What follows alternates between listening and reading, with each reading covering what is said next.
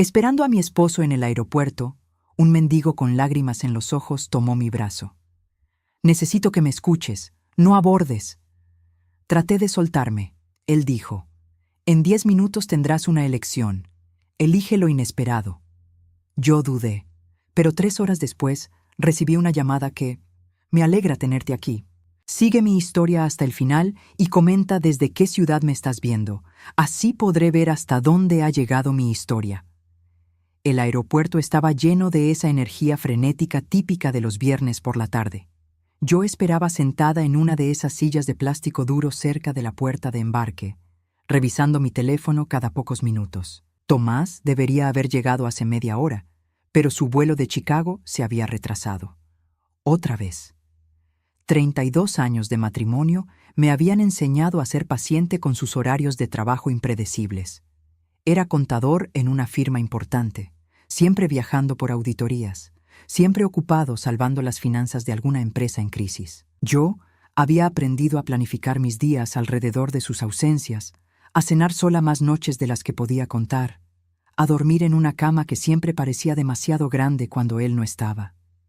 Estaba perdida en mis pensamientos cuando sentí una mano temblorosa tocar mi brazo. Me volví y vi a un hombre mayor, probablemente de 60 y tantos años, con ropa gastada y lágrimas corriendo por sus mejillas curtidas. Su aspecto era el de alguien que había conocido días mejores, pero había algo en sus ojos que me hizo detenerme antes de alejarme instintivamente. «Señora, por favor, necesito que me escuche», susurró, mirando nerviosamente alrededor como si esperara que alguien nos estuviera observando. «No aborde ese vuelo. No lo haga». Traté de liberarme suavemente de su agarre. «Señor, creo que me confunde con alguien más. Yo no voy a abordar ningún vuelo. Estoy esperando a mi esposo». Sus ojos se abrieron con una expresión que no pude interpretar. ¿Sorpresa? ¿Alivio? ¿Miedo? «Adriana», dijo mi nombre con una voz quebrada que me hizo sentir un escalofrío por la columna vertebral. «Adriana Herrera de Valdés». Mi sangre se enfrió. ¿Cómo sabía mi nombre completo? Nadie me había llamado por mi nombre de soltera en décadas. «¿Quién es usted?», logré preguntar, aunque mi voz salió más débil de lo que hubiera querido. El hombre miró de nuevo por encima del hombro, luego se inclinó más cerca. «Soy tu tío Esteban, el hermano de tu madre, María Elena». El mundo se detuvo a mi alrededor. El ruido del aeropuerto se desvaneció hasta convertirse en un zumbido distante. Tío Esteban había desaparecido cuando yo tenía 25 años, justo después de mi boda.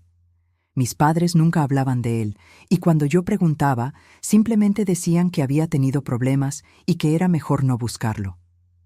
«Eso es imposible», susurré. «Mi tío Esteban desapareció hace más de 30 años». «No desaparecí, mija», dijo, y el apodo cariñoso que solía usar cuando yo era niña me golpeó como una bofetada de nostalgia. «Me obligaron a desaparecer, y ahora que tus padres ya no están aquí para silenciarme, puedo advertirte». Mis piernas comenzaron a temblar. «¿Advertirme de qué?». «De él», dijo, señalando discretamente hacia la puerta donde los pasajeros comenzaban a desembarcar del vuelo de Chicago. «De Tomás. En 10 minutos tendrás una elección que cambiará todo lo que creías saber sobre tu vida. Cuando llegue ese momento, te suplico que elijas lo inesperado, elijas la verdad, por dolorosa que sea». «No entiendo de qué está hablando», dije, aunque una parte profunda de mí, una parte que había estado dormida durante años, comenzó a despertar con una sensación de inquietud. «Tu herencia, Adriana. Los $3.500.000 que tus padres te dejaron en propiedades e inversiones. ¿Alguna vez te has preguntado por qué Tomás maneja todos esos papeles? ¿Por qué tú nunca has visto los documentos originales del testamento?» Mi corazón comenzó a latir tan fuerte que podía escucharlo en mis oídos. «Tomás. Tomás se encarga de todo porque yo no entiendo de finanzas. Él es contador, es su trabajo. ¿Y nunca te pareció extraño que una mujer inteligente como tú, que manejaba perfectamente las finanzas familiares antes de casarse, de repente fuera considerada incompetente para entender sus propias propiedades?» Las palabras me golpearon como piedras. Durante años, cada vez que yo hacía preguntas sobre la herencia de mis padres, Tomás me decía que no me preocupara por esos asuntos complicados. Me aseguraba que todo estaba bien administrado, que las propiedades generaban ingresos estables, que las inversiones crecían apropiadamente. Yo había aprendido a confiar en él completamente. «Señora Valdés, su esposo acaba de llegar», anunció una voz por los altavoces, pero no era un anuncio oficial. Era Tomás, que había aparecido a mis espaldas sin que me diera cuenta. Me volví y ahí estaba él, con su sonrisa perfecta y su traje impecablemente planchado, pero algo en su expresión cambió cuando vio al hombre que estaba conmigo. Por una fracción de segundo, vi algo que nunca había visto antes en los ojos de mi esposo: miedo auténtico. «Adriana, cariño», dijo Tomás acercándose rápidamente. «¿Quién es tú, amigo?» Miré hacia donde había estado mi tío Esteban, pero había desaparecido entre la multitud como si nunca hubiera estado ahí. Solo quedaba el ligero olor a tabaco y lluvia que había notado cuando estuvo cerca de mí. «No era nadie importante», murmuré automáticamente, pero las palabras del hombre resonaban en mi mente como campanas de alarma. Tomás me rodeó con su brazo de manera posesiva, más firme de lo usual. «¿Estás bien? Te ves pálida». «Estoy bien», mentí, porque ¿qué más podía decir? ¿Que un hombre que afirmaba ser mi tío muerto me había advertido sobre mi propio esposo? ¿Que por primera vez en décadas estaba cuestionando la historia que había vivido durante más de la mitad de mi vida adulta? En el coche camino a casa, Tomás estuvo inusualmente callado. Normalmente me contaba sobre su viaje de trabajo, sobre los clientes problemáticos o los números que no cuadraban, pero esa noche solo conducía en silencio, con los nudillos blancos de tanto apretar el volante. «¿Cómo estuvo Chicago?», pregunté, tratando de llenar el silencio incómodo. «Bien. Complicado, pero bien», respondió sin apartar la vista de la carretera. «¿Qué tipo de complicaciones?». Por un momento, pensé que no me iba a responder. Luego, suspiró profundamente. «Problemas con unos documentos antiguos, herencias mal administradas, familias que descubren que han sido mal informadas sobre sus finanzas durante años». Las palabras flotaron en el aire entre nosotros como una confesión no intencional. ¿Era mi imaginación o había énfasis en ciertas palabras? «Debe ser terrible», dije cuidadosamente, «descubrir que la gente en quien confías te ha estado mintiendo sobre tu propio dinero». Tomás me miró rápidamente antes de volver su atención a la carretera. «Sí», dijo en voz baja, «terrible». Esa noche, después de que Tomás se durmiera, me quedé despierta mirando el techo de nuestro dormitorio. La casa estaba en silencio, pero mi mente rugía con preguntas que había estado enterrando durante años. ¿Por qué nunca había visto el testamento original de mis padres? ¿Por qué todas las comunicaciones sobre la herencia llegaban directamente a la oficina de Tomás? ¿Por qué, en 32 años de matrimonio, nunca me había llevado a ver las propiedades que supuestamente poseía? Y la pregunta más aterradora de todas, si el hombre del aeropuerto realmente era mi tío Esteban, ¿por qué había tenido que esconderse durante más de 30 años?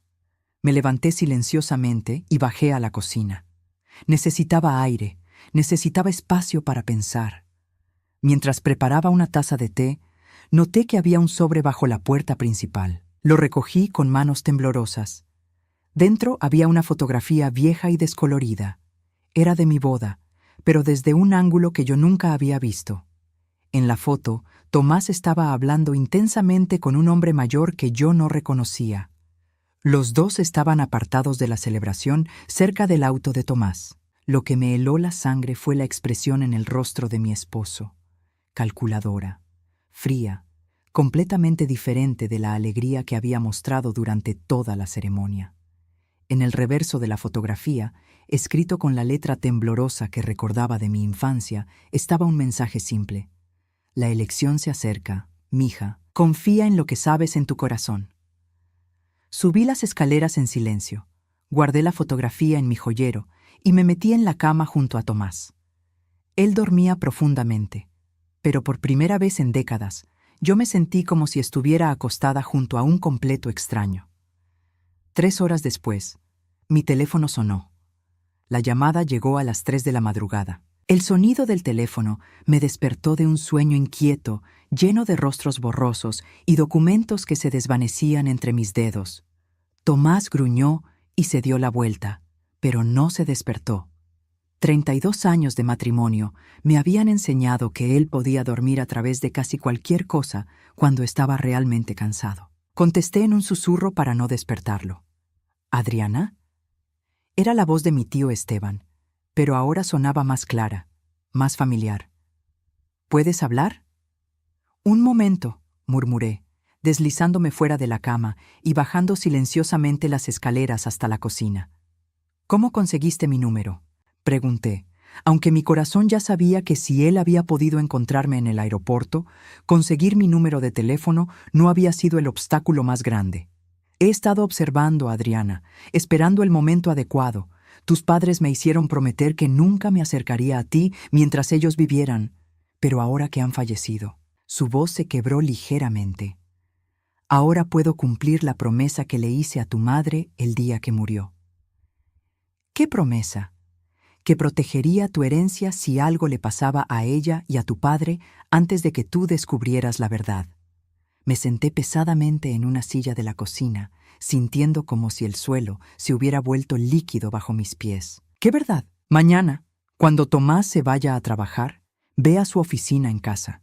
Busca en la gaveta inferior derecha de su escritorio. Hay una llave pequeña de bronce pegada debajo del cajón. Esa llave abre un archivero en el sótano que tú nunca has visto. Tío Esteban, me estás asustando.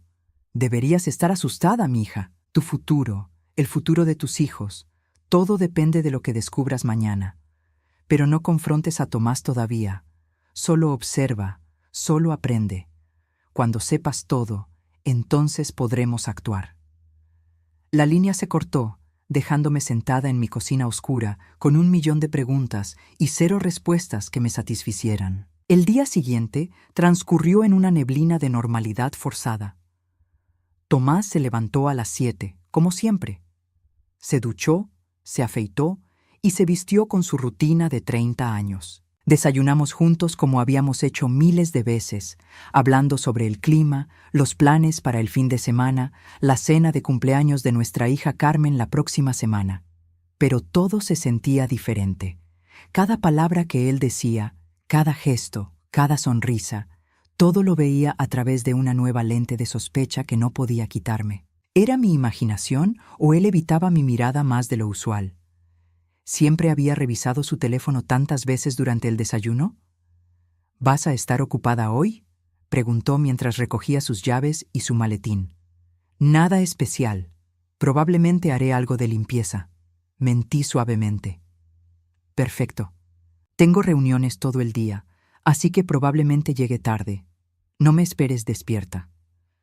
Lo besé en la mejilla como había hecho millones de veces antes, pero cuando la puerta se cerró detrás de él, me quedé ahí parada por varios minutos, sintiendo como si acabara de despedirme de un extraño. Esperé 1 hora completa para asegurarme de que no había olvidado nada y regresaría inesperadamente. Luego subí a su oficina, una habitación que raramente visitaba porque Tomás siempre decía que necesitaba su espacio de trabajo para concentrarse. La oficina era impecablemente ordenada, como todo en la vida de Tomás. Su escritorio de madera oscura estaba perfectamente organizado, con pilas de papeles alineados con precisión milimétrica. Las paredes estaban cubiertas con sus diplomas, certificaciones y algunas fotografías de nosotros en vacaciones familiares. Me acerqué al escritorio con el corazón latiendo tan fuerte que estaba segura de que los vecinos podían escucharlo. La gaveta inferior derecha estaba cerrada con llave, algo que nunca había notado antes. Pasé mis dedos debajo del cajón hasta que sentí el metal frío de una pequeña llave pegada exactamente donde mi tío había dicho que estaría. La llave encajó perfectamente en la cerradura. Dentro de la gaveta encontré una caja de metal gris, también cerrada. La misma llave la abrió. Lo que vi dentro me quitó el aliento. Había docenas de documentos, todos relacionados con propiedades que yo supuestamente poseía, pero que nunca había visto. Títulos de propiedad, contratos de arrendamiento, estados de cuenta bancarios. Pero lo que más me perturbó fueron las cartas. Cartas dirigidas a mí, de abogados, de administradores de propiedades, de inquilinos, todas fechadas durante los últimos 9 años, desde la muerte de mis padres, todas abiertas, todas leídas, todas respondidas a máquina con una firma que se parecía vagamente a la mía, pero que definitivamente no era mi letra. Mis manos temblaban mientras leía carta tras carta. Un inquilino de una propiedad en Dallas preguntando sobre renovaciones que necesitaban aprobación del propietario. Un administrador de propiedades informando sobre el aumento en el valor de mercado de un terreno en las afueras de Houston. Un banco notificando sobre el vencimiento de un certificado de depósito por valor de $250,000. Todas las respuestas estaban firmadas con mi nombre, pero yo nunca había visto ninguna de estas cartas. Nunca había autorizado renovaciones, nunca había sido consultada sobre inversiones, nunca había sido informada sobre el aumento en el valor de mis propiedades. En el fondo de la caja encontré algo que me hizo llorar. El anillo de bodas de mi madre, envuelto en un pañuelo de seda que yo había bordado para ella cuando tenía 15 años. Tomás me había dicho después del funeral que el anillo se había perdido en el hospital, que los médicos no habían podido encontrarlo después del accidente. Lo sostuve en mis manos temblorosas, recordando cómo mi madre solía girarlo en su dedo cuando estaba nerviosa o pensativa.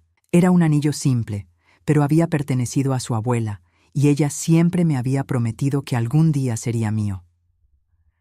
¿Por qué lo tenía Tomás escondido?, susurré en la habitación vacía. Continué revisando los documentos y encontré algo aún más perturbador: correspondencia entre Tomás y mi hermano Ricardo.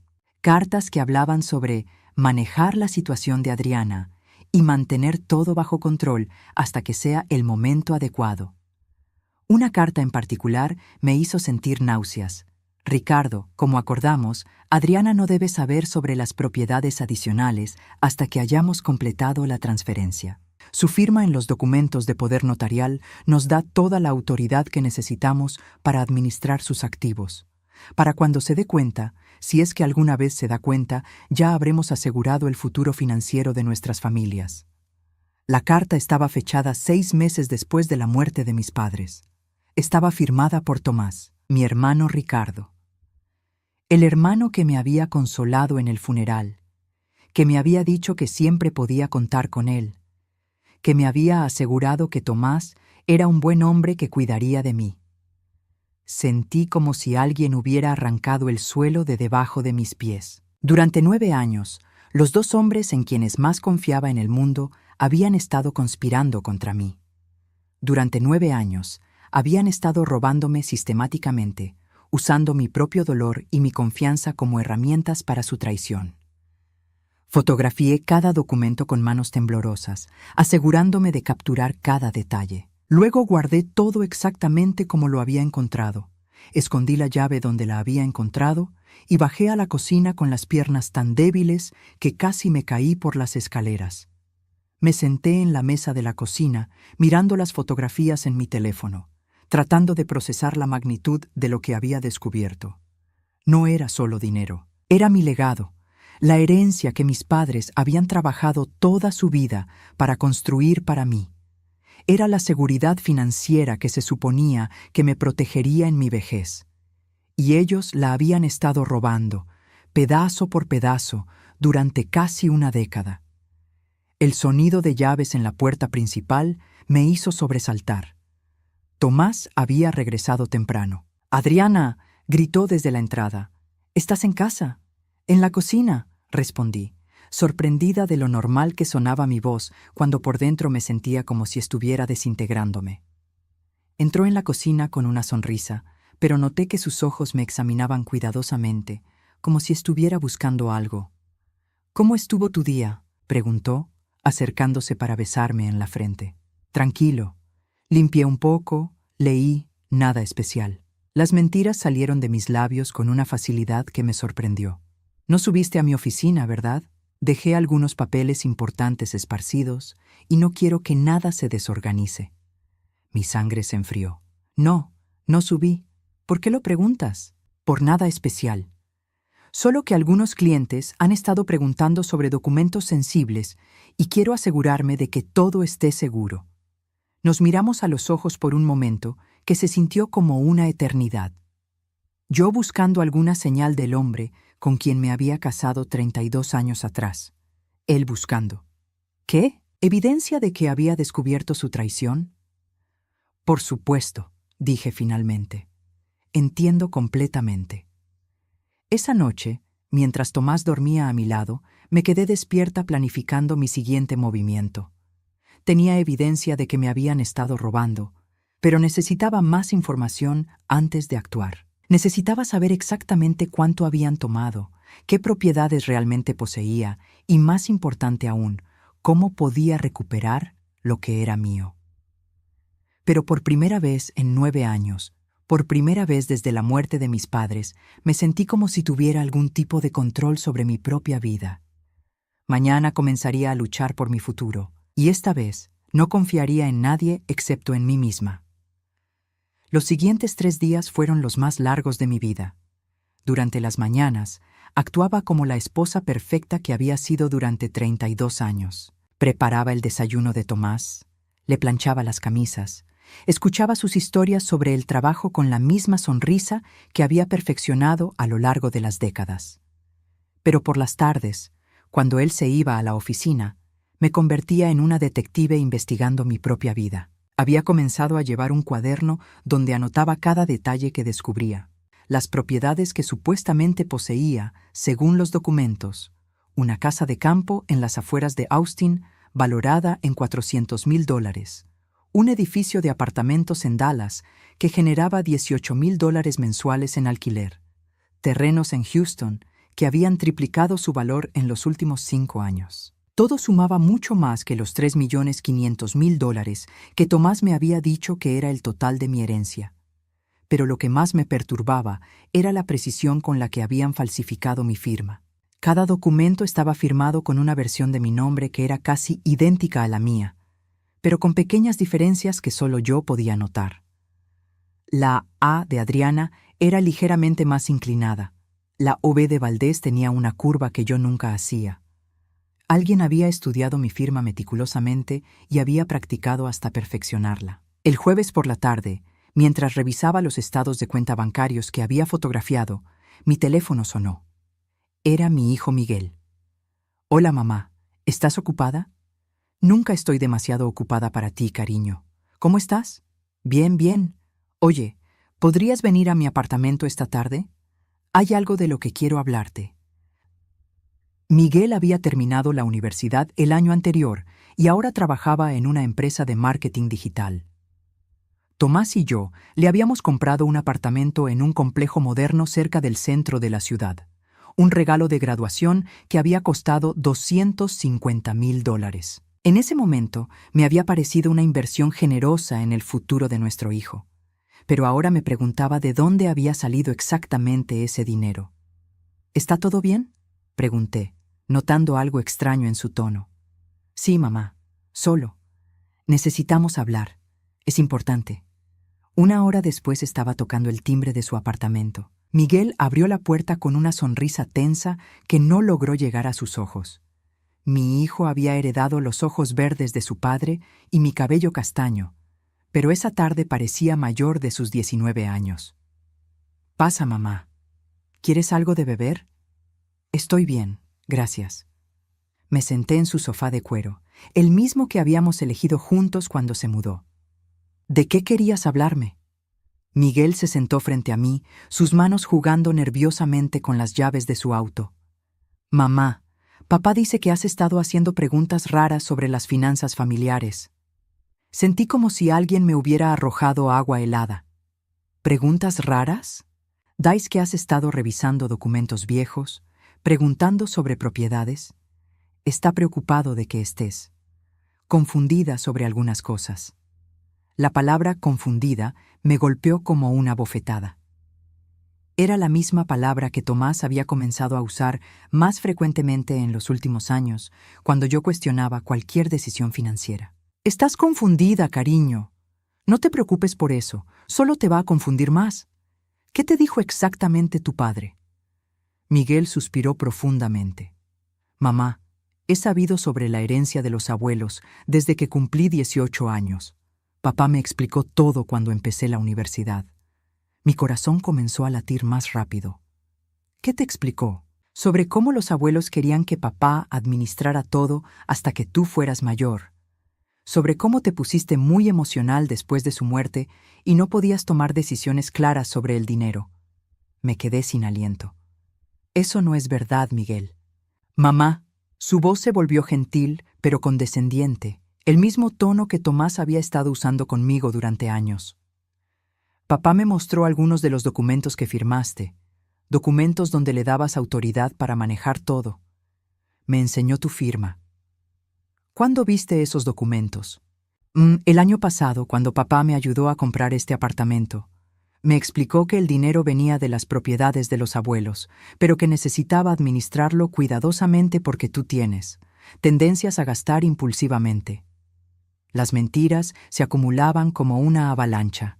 Durante décadas, yo había sido la que manejaba el presupuesto familiar, la que ahorraba para las vacaciones, la que se aseguraba de que las cuentas se pagaran a tiempo. Tomás siempre había sido generoso hasta la irresponsabilidad, el tipo de hombre que compraba equipos de golf caros sin consultar el presupuesto. Miguel, ¿qué más te dijo tu padre? Mi hijo se veía incómodo, pero continuó. Que era mejor que Carmen y yo supiéramos la verdad para poder ayudar cuando fuera necesario, que tal vez algún día tendríamos que tomar decisiones difíciles sobre tu cuidado. ¿Mi cuidado? Mamá, tienes 57 años. Papá dice que es normal que las mujeres de tu edad comiencen a tener problemas de memoria, dificultades para entender finanzas complejas. Me levanté del sofá tan rápidamente que Miguel se sobresaltó. ¿Dónde está tu hermana? Carmen está en su habitación estudiando. ¿Por qué? Llámala. Quiero hablar con los dos. Mamá, no creo que sea una buena idea. Papá dice que cuando te emociones demasiado sobre estos temas, es mejor que... Miguel, dije con una voz tan fría que él se calló inmediatamente. Llama a tu hermana. Ahora. 5 minutos después, Carmen bajó las escaleras con el ceño fruncido. Mi hija de 17 años había heredado la altura de su padre y mi tendencia a ser directa, pero esa tarde parecía estar actuando con un guión ensayado. Hola, mamá. Miguel dice que estás molesta por algo. Siéntense los dos, dije, mi voz más firme de lo que había sido en años. Quiero que me digan exactamente qué les ha contado su padre sobre la herencia de sus abuelos. Los dos intercambiaron una mirada que confirmó mis peores temores. Habían estado hablando de esto, habían estado planeando esta conversación. Mamá. Carmen comenzó con el mismo tono condescendiente que había escuchado de Miguel. Papá nos explicó que después de que los abuelos murieron, tú estabas muy triste y le pediste que se encargara de todo porque era demasiado complicado para ti. Y nos enseñó los documentos legales donde le das permiso para administrar las propiedades y las inversiones, agregó Miguel. ¿Vieron esos documentos con sus propios ojos? Sí, respondieron al unísono. ¿Y ninguno de ustedes pensó que era extraño que yo nunca les hubiera hablado de estas supuestas dificultades que tengo con las finanzas? Carmen se encogió de hombros. Papá dice que es normal que las personas no quieran admitir cuando tienen problemas de memoria. La habitación comenzó a dar vueltas a mi alrededor. No solo Tomás me había estado robando durante 9 años, sino que había estado sistemáticamente destruyendo mi reputación con mis propios hijos, preparándolos para el día en que necesitara que ellos respaldaran su versión de los eventos. ¿Y ustedes creen eso? Pregunté, mi voz apenas un susurro. Mamá. Miguel se inclinó hacia adelante, sus ojos llenos de una compasión falsa que me hizo sentir náuseas. Sabemos que es difícil admitir que necesitas ayuda, pero papá solo quiere cuidarte. Todos queremos cuidarte. ¿Cómo exactamente planean cuidarme? Carmen y Miguel intercambiaron otra mirada. Papá dice que tal vez algún día tendrás que vivir en un lugar donde puedas recibir mejor atención. Carmen dijo suavemente. Un lugar especializado en personas con problemas de memoria. La realidad me golpeó como un martillo. No solo me estaban robando mi herencia, sino que estaban preparando el terreno para declararme incompetente mentalmente. Una vez que lograran eso, tendrían acceso completo a todo lo que quedara de mi dinero. ¿Y ustedes están de acuerdo con esto? Mamá. Miguel se levantó y trató de tocarme el brazo, pero yo me aparté. Solo queremos lo mejor para ti. Si hay un lugar donde puedas estar más cómoda, donde tengas cuidado profesional. ¿Cuánto? Pregunté abruptamente. ¿Cuánto qué? ¿Cuánto les prometió su padre? ¿Cuánto dinero de mi herencia van a recibir ustedes a cambio de respaldar sus mentiras? El silencio que siguió fue más revelador que cualquier confesión. Finalmente, Carmen habló con una voz pequeña, pero desafiante. Papá dice que cuando seas mayor y no puedas cuidarte sola, Miguel y yo necesitaremos dinero para asegurar tu cuidado médico adecuado. Y tal vez, agregó Miguel, también para ayudarnos a nosotros a establecernos en la vida, para comprar casas, comenzar nuestras propias familias. Usando mi dinero. Es dinero de la familia, Carmen dijo, su voz volviéndose más fría. Y papá dice que los abuelos hubieran querido que se usara para cuidar de toda la familia, no solo de ti. Me dirigí hacia la puerta, sintiendo como si estuviera caminando a través de melaza. Todo lo que había creído sobre mi familia, sobre mi vida, había sido una mentira cuidadosamente construida. ¿A dónde vas? Miguel me siguió hasta la puerta. Me volví para mirar a mis 2 hijos, estos niños que había criado, alimentado, amado incondicionalmente durante sus vidas enteras. Los niños para quienes había sacrificado mis propios sueños y ambiciones. Los niños que ahora estaban participando activamente en mi destrucción financiera y emocional. Me voy a casa, dije tranquilamente. Mamá, por favor no le digas a papá que hablamos de esto. Él quería manejar esta conversación de manera diferente, pero nosotros pensamos que sería mejor si venía de nosotros. ¿Para que fuera menos traumático? Para que fuera más fácil para ti aceptar la realidad. Conduje a casa en un estado de shock. No era solo que mi esposo me hubiera estado robando. Mis propios hijos, los seres humanos que más amaba en el mundo, habían sido convertidos en instrumentos de mi propia destrucción. Cuando llegué a casa, Tomás estaba en la cocina preparando la cena como si fuera cualquier noche normal de nuestras vidas. «Hola, cariño. ¿Cómo estuvo tu día?» Lo miré. Este hombre con quien había compartido más de la mitad de mi vida. Este hombre que había conocido mis esperanzas y miedos más profundos. Este hombre que había estado planeando sistemáticamente mi ruina durante casi una década.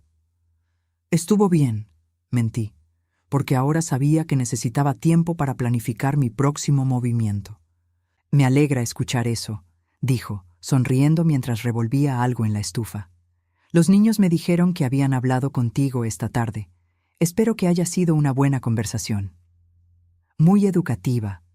Esa noche, después de que Tomás se durmiera, bajé al sótano con una linterna. Si había un archivero escondido, como mi tío había mencionado, iba a encontrarlo. Y lo que encontré allí me cambiaría para siempre.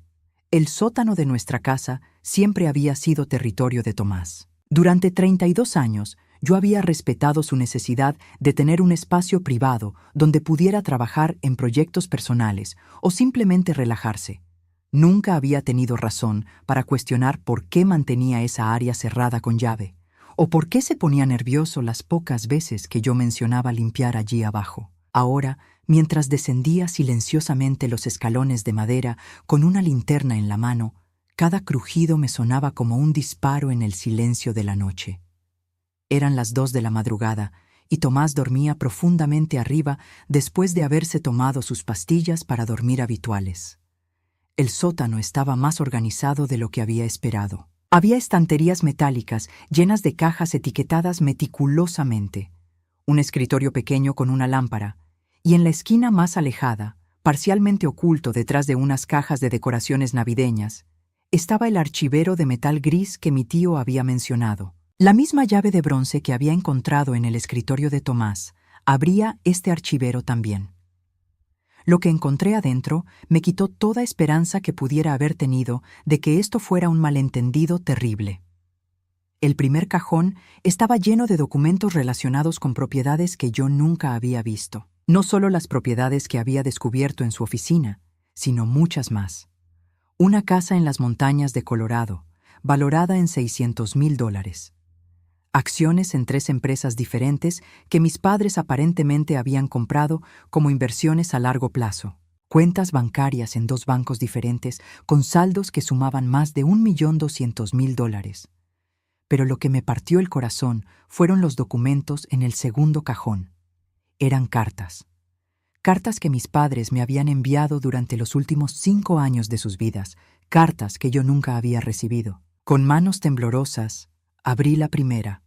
Estaba fechada 3 años antes de su muerte. Mi querida Adriana, tu padre y yo hemos estado preocupados porque no has respondido a nuestras últimas cartas. Esperamos que todo esté bien contigo y con los niños. Queríamos informarte sobre algunos cambios en nuestras inversiones que afectarán tu herencia futura. Seguí leyendo, lágrimas corriendo por mis mejillas mientras me daba cuenta de que mis padres habían estado tratando de comunicarse conmigo durante años sobre asuntos financieros importantes. Habían estado enviando estas cartas a nuestra dirección postal, pero yo nunca las había visto porque Tomás recogía el correo todos los días. Una carta particularmente devastadora estaba fechada 6 meses antes de su muerte. Adriana, estamos muy preocupados porque no hemos tenido noticias tuyas en más de 1 año. Tomás nos dice que estás pasando por una fase difícil y que no quieres hablar de finanzas, pero esto no suena como la hija responsable que criamos. Hemos decidido actualizar nuestro testamento para asegurar que tengas protección adicional. Tu tío Esteban ha aceptado actuar como coejecutor para garantizar que tus intereses estén protegidos. Mi sangre se enfrió. Mis padres habían muerto antes de poder actualizar su testamento, y yo nunca había sabido que habían estado preocupados por mí, que habían estado tratando de protegerme. En el tercer cajón encontré algo aún más horrible. Un registro detallado que Tomás había mantenido de cada transacción que había hecho usando mi herencia. No solo había estado robando mi dinero, había estado documentando meticulosamente cada robo. Enero 2017.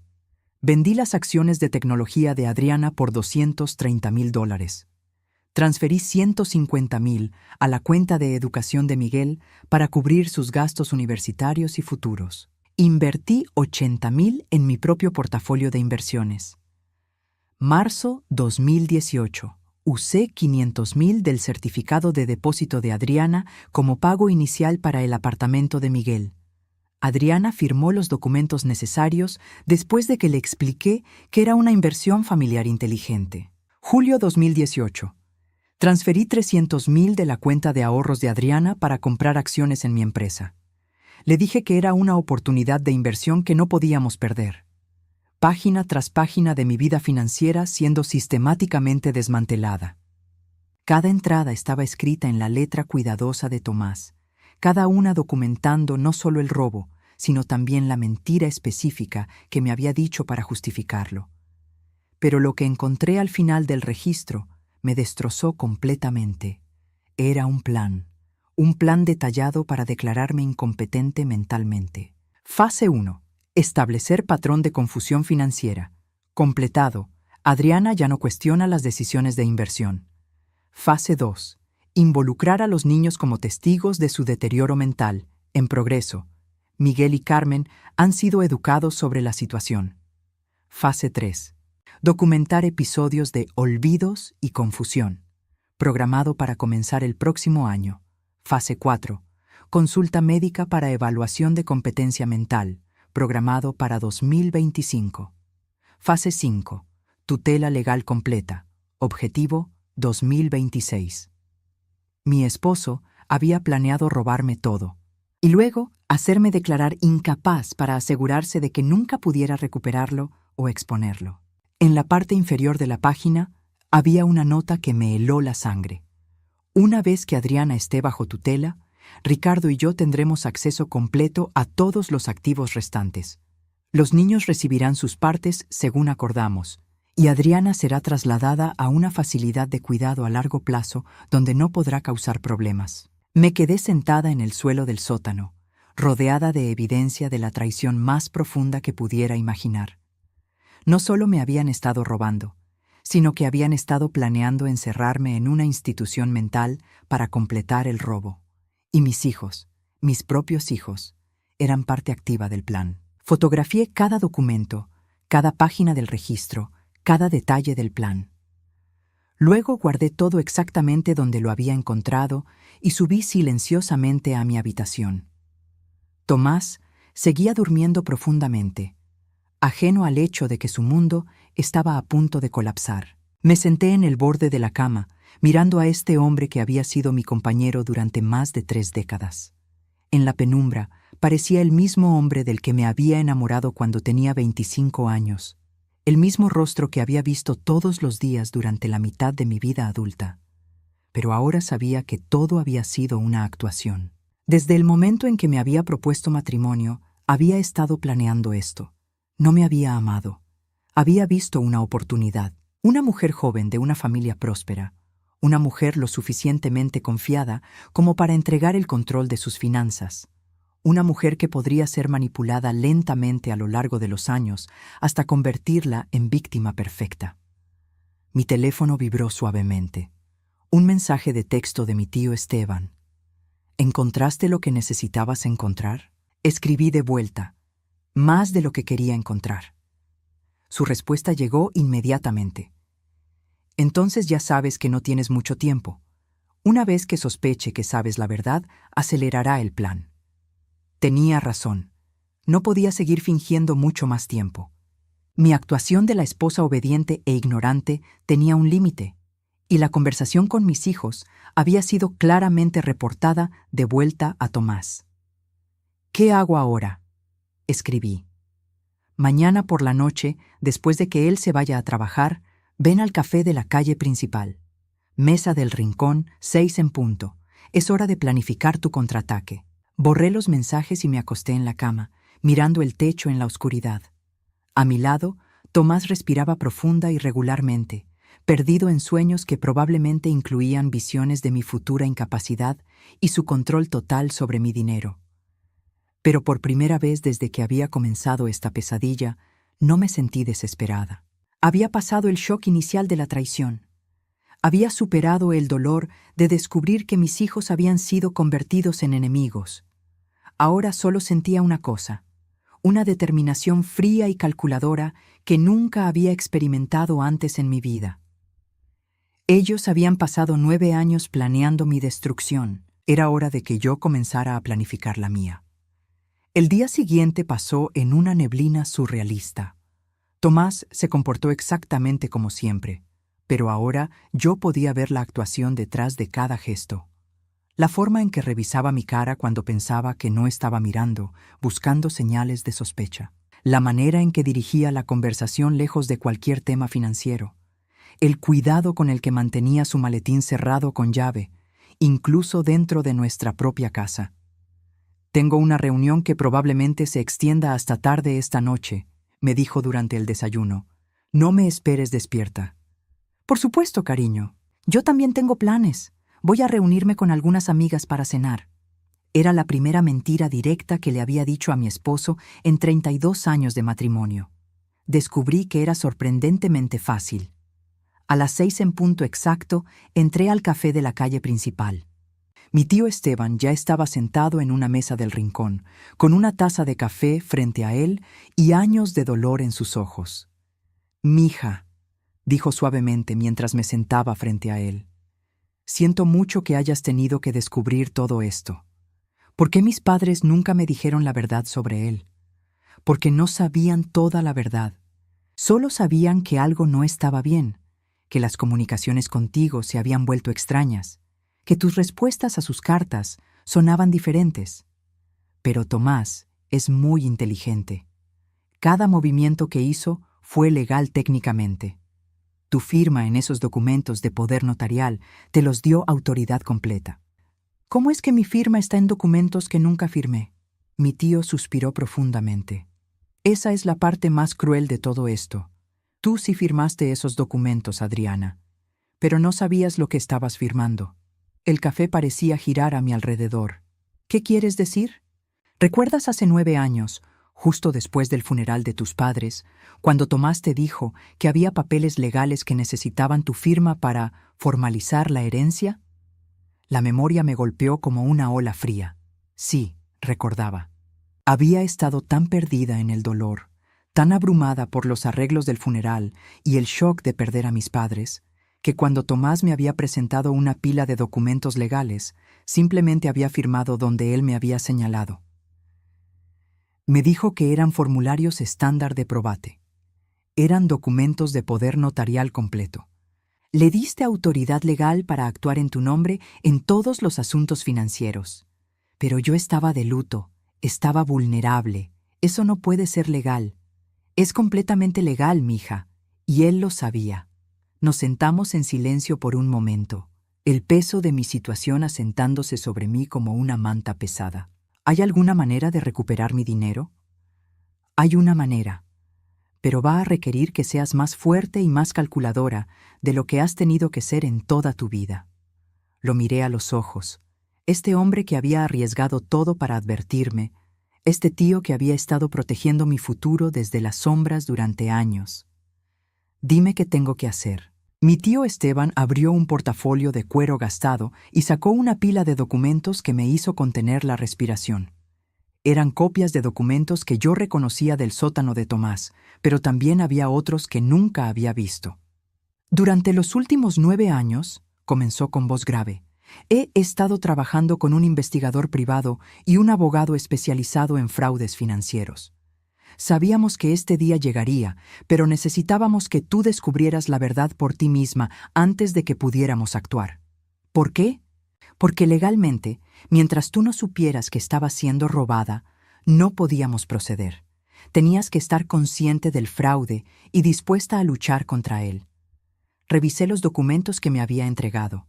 Eran registros bancarios, transferencias de dinero, documentos de venta de propiedades, todo detallando exactamente cuánto había sido robado de mi herencia y cuándo. El total, dijo mi tío suavemente, es de $4.200.000. Eso incluye el valor actual de las propiedades que vendió sin tu conocimiento, las inversiones que liquidó y los intereses que habrías ganado si el dinero hubiera permanecido donde tus padres lo pusieron. Las cifras bailaron frente a mis ojos. No eran solo los $3.500.000 que pensaba que había perdido. Era mucho más. Pero hay buenas noticias, continuó. Debido a que Tomás ha sido tan meticuloso en documentar todo lo que hizo, tenemos un rastro de papel perfecto de cada transacción fraudulenta. ¿Qué quiere decir? Su arrogancia va a ser su perdición, mija. Pensó que nunca descubrirías la verdad, así que guardó evidencia de cada crimen que cometió. Su propio registro detallado es una confesión completa. Mi tío me explicó el plan. Trabajando con el abogado, habían preparado una demanda civil por fraude financiero, falsificación de documentos y abuso de confianza. Pero más importante aún, habían encontrado una manera de recuperar la mayoría de mis activos antes de que Tomás pudiera esconderlos o transferirlos. El apartamento de Miguel fue comprado con tu dinero. Legalmente tú eres la verdadera propietaria. Las inversiones que Tomás hizo con tus fondos también te pertenecen legalmente. ¿Qué pasa con mis hijos? El rostro de mi tío se endureció. Adriana, tus hijos son adultos que eligieron participar en este fraude. Miguel tiene 19 años, Carmen 17. Ambos sabían que el dinero que estaban recibiendo había sido tomado de ti sin tu conocimiento. ¿Pero realmente entendían lo que estaba pasando? Miguel firmó documentos cuando recibió su apartamento. Carmen ha estado recibiendo $2.000 mensuales desde que cumplió 16 años. Ambos sabían que este dinero venía de tu herencia y ambos fueron advertidos por Tomás de que no te contaran porque tú no podías manejar la información. La traición se sentía fresca otra vez. Mis propios hijos habían sido comprados con mi propio dinero. ¿Qué tengo que hacer? Mañana por la mañana vamos a ejecutar órdenes legales para congelar todas las cuentas que contienen tus fondos. Al mismo tiempo, vamos a presentar cargos civiles contra Tomás y Ricardo. Y, hizo una pausa, vamos a pedirle al juez que ordene una evaluación mental completa de ti para probar que eres completamente competente. ¿Una evaluación mental? Es la única manera de destruir completamente su plan.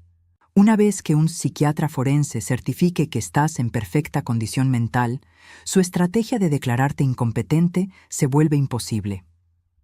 Pasamos las siguientes 3 horas repasando cada detalle del plan. Mi tío me explicó que tendría que continuar actuando normalmente por unos días más, mientras los abogados finalizaban todos los documentos legales. Una vez que comencemos, no hay vuelta atrás, me advirtió. Tomás va a luchar sucio. Va a tratar de convencer a todos de que tú estás teniendo un colapso mental. Va a usar a Miguel y Carmen como testigos contra ti. ¿Estás preparada para eso? Miré hacia la ventana del café, donde la vida normal continuaba. Personas caminando por la calle, familias cenando juntas, parejas tomadas de la mano. Una semana atrás, yo pensaba que tenía esa vida normal. Ahora sabía que había estado viviendo en una prisión construida por las personas que más amaba. Estoy preparada. 3 días después, a las 8 de la mañana de un martes, mi mundo cambió para siempre. Estaba sentada en la cocina tomando café cuando Tomás bajó para desayunar, como había hecho miles de veces antes. Pero esta vez, cuando se dirigió hacia la estufa para preparar sus huevos revueltos habituales, sonó el timbre. ¿Esperas a alguien?, preguntó, frunciendo el ceño. No, mentí, aunque sabía exactamente quién estaba en la puerta. Tomás fue a abrir y regresó con una expresión que nunca había visto antes. Pálido, con las manos temblando ligeramente mientras sostenía un sobre legal. Adriana, dijo con voz ronca, necesitamos hablar. ¿Qué es eso? Es una citación. Aparentemente hay una investigación sobre mal manejo de activos. Actué sorprendida, abriendo los ojos como si no pudiera entender lo que estaba diciendo. ¿Mal manejo de qué activos? De tu herencia. Alguien está alegando que yo... Se sentó pesadamente en la silla frente a mí. Que yo mal manejé tus fondos. Eso es ridículo, dije, manteniendo mi voz estable. Tú siempre has cuidado perfectamente nuestras finanzas. Sí, pero... Miró el documento otra vez. También hay órdenes para congelar varias cuentas bancarias. Cuentas que yo administro en tu nombre. Mi teléfono sonó. Era Miguel. ¿Mamá? Acaban de venir a mi apartamento con unos papeles legales. Dicen que mi apartamento va a ser embargado porque fue comprado con dinero robado. ¿Qué está pasando? Miré a Tomás, que se había puesto aún más pálido. No sé, cariño.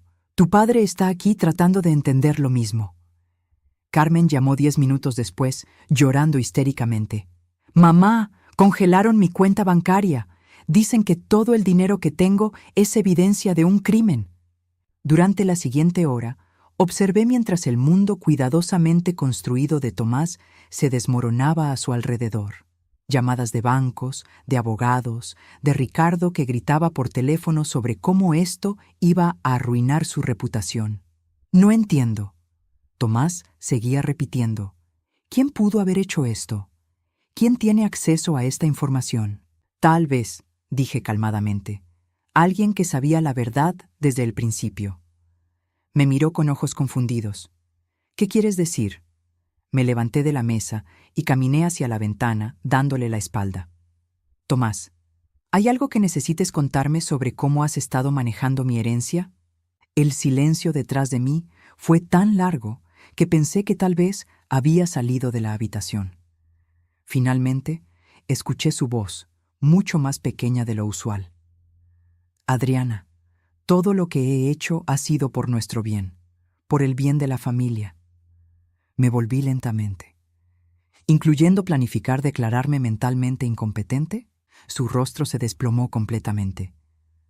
¿Cómo? ¿Cómo sabes sobre eso? Porque encontré tu pequeño plan en el sótano, cada documento, cada paso de tu estrategia para robarme todo y luego encerrarme en una institución. Tomás se desplomó en su silla, como si alguien hubiera cortado sus cuerdas. Adriana, puedo explicarlo todo. No hay nada que explicar, dije, sorprendida por lo calmada que sonaba mi voz. He visto toda la evidencia. Sé exactamente cuánto has robado, cuánto tiempo has estado planeando esto y cómo convenciste a nuestros hijos de participar. Los niños no sabían. Los niños sabían exactamente lo que estaba pasando, Miguel firmó documentos. Carmen ha estado recibiendo dinero robado durante más de un año. ¿Qué quieres?, preguntó, su voz apenas un susurro. Quiero mi dinero de vuelta, todo, y quiero que salgas de mi casa. ¿Tu casa? Esta es nuestra casa. No, Tomás. Esta casa fue comprada con dinero de mi herencia, como todo lo demás en nuestras vidas. Y ahora que sé la verdad, quiero que te vayas. Adriana, por favor, podemos resolver esto. Puedo devolver el dinero. Podemos ir a terapia de parejas. ¿Terapia de parejas? Me reí, un sonido que no reconocí como propio. Tomás, planeaste robar mi herencia desde el día que nos casamos. Convertiste a mis propios hijos en cómplices. Planeaste declararme loca y encerrarme en una institución para poder robar hasta el último centavo. Nunca te habría hecho daño realmente. Ya me hiciste daño, 32 años de daño. Mi teléfono sonó. Era mi abogado confirmando que todas las órdenes legales habían sido ejecutadas exitosamente. Tomás escuchó mi lado de la conversación, su rostro volviéndose más gris con cada palabra. Cuando colgué, lo miré fijamente. Tienes una hora para empacar lo que necesites y salir de mi casa. Tu abogado puede contactar al mío sobre los términos del divorcio. ¿Divorcio? ¿Realmente pensaste que íbamos a seguir casados después de esto? Se levantó lentamente, moviéndose como un hombre 30 años mayor. Adriana, sé que esto se ve mal, pero tenemos una historia juntos. Tenemos hijos. Tuvimos una historia, basada en mentiras, y en cuanto a nuestros hijos, ellos eligieron su lado cuando eligieron tu dinero robado sobre su madre.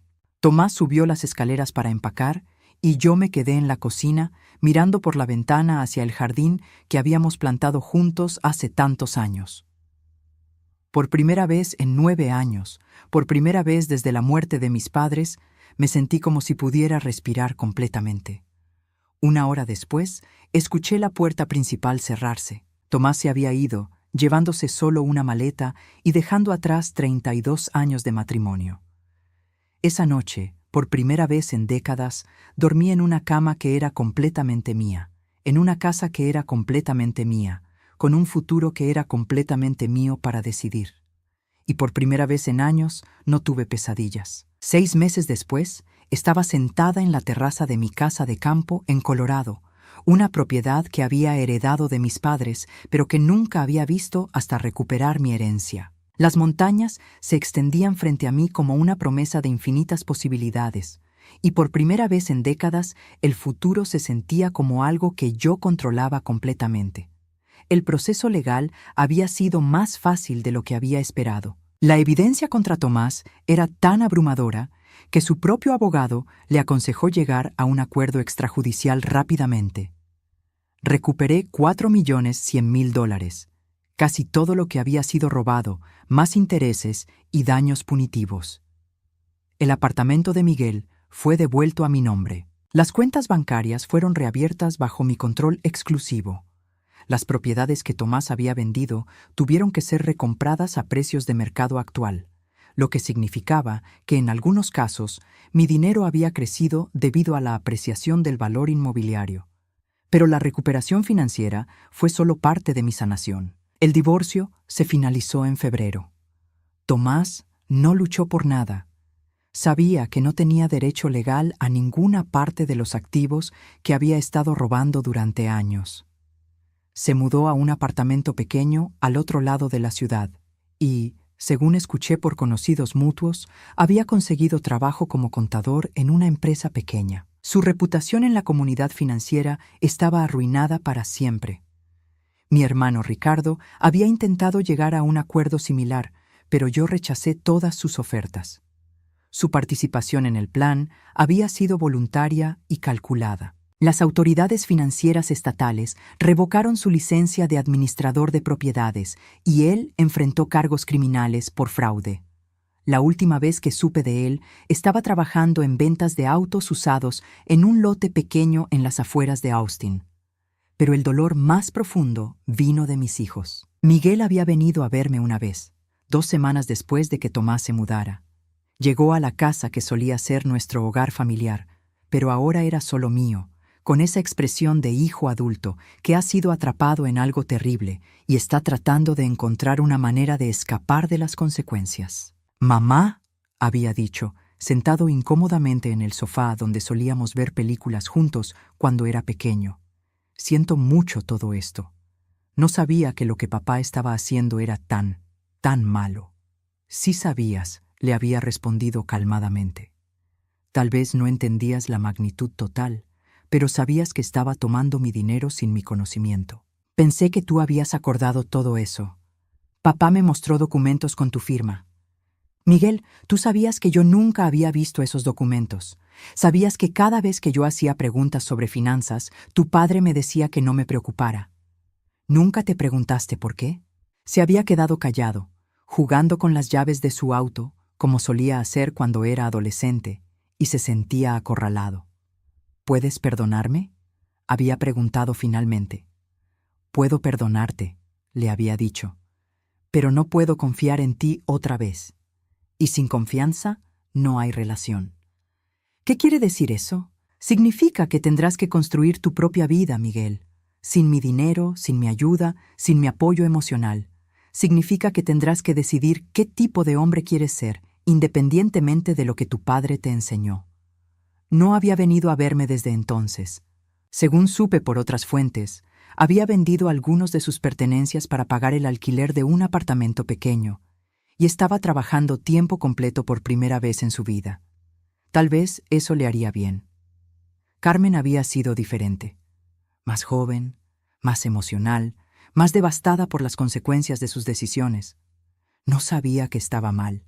Había gritado durante nuestra última conversación telefónica. Solo tenía 16 años cuando empecé a recibir el dinero. Papá me dijo que era mi asignación normal. «Carmen, $2,000 al mes no es una asignación normal para una adolescente. Y cuando cumpliste 17 y te expliqué sobre mi supuesta confusión mental, sabías que algo estaba mal. Pero él es mi padre. Se suponía que debía creer en él. Y yo soy tu madre. ¿Por qué no creíste en mí?». El silencio que siguió había sido respuesta suficiente. Carmen seguía viviendo con Tomás en su nuevo apartamento.